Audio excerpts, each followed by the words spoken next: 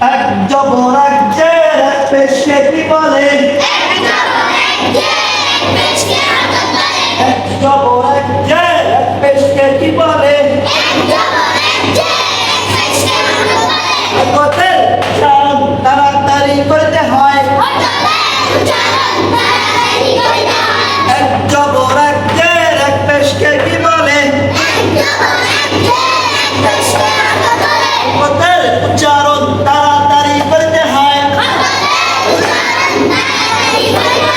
যেমন হামজা জবর আ, হামজা জের ই, হামজা পেশ উ, আ ই উ, আ ই উ।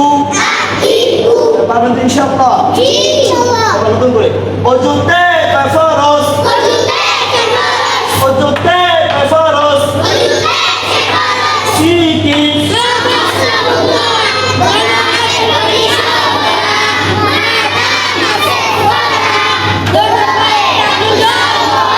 গোসলে কয় ফরজ? গোসলে কয় ফরজ? কি কি?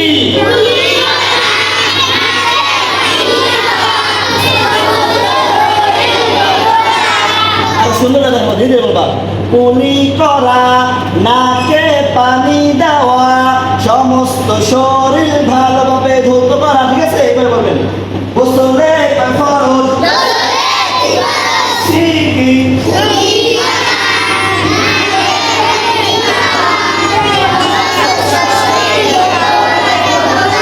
মাশাআল্লাহ, খুব সুন্দর হয়েছে। এবার তায়াম্মুমে কয় ফরজ?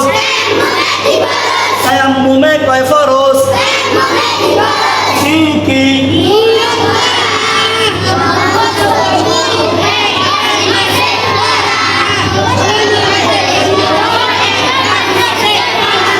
তায়াম্মুমে কয় ফরজ? তায়াম্মুমে কয় ফরজ? কি কি?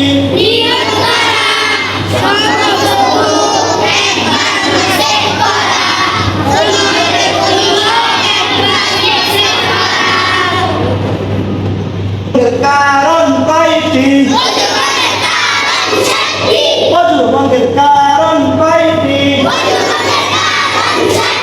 পায়খানা বা প্রস্রাবের রাস্তা দিয়া কোনো কিছু বাইর হওয়া। সবাই একসাথে এক আওয়াজ করে বলবেন, ঠিক আছে? তোমার সাথে বসো। আবার অজু ভঙ্গের কারণ কয়টি? পায়খানা বা প্রস্রাবের রাস্তা দিয়া কোনো কিছু বাহির হওয়া।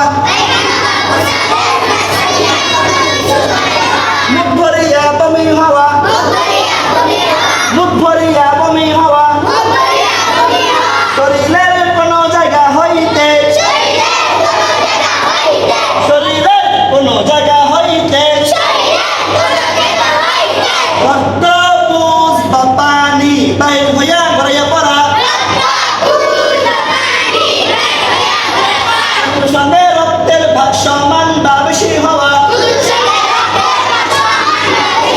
কুকুর সঙ্গে রক্তের ভাগ সমান বা বেশি হওয়া। চিৎপাকার হইয়া হেলান দিয়া ঘুম যাওয়া।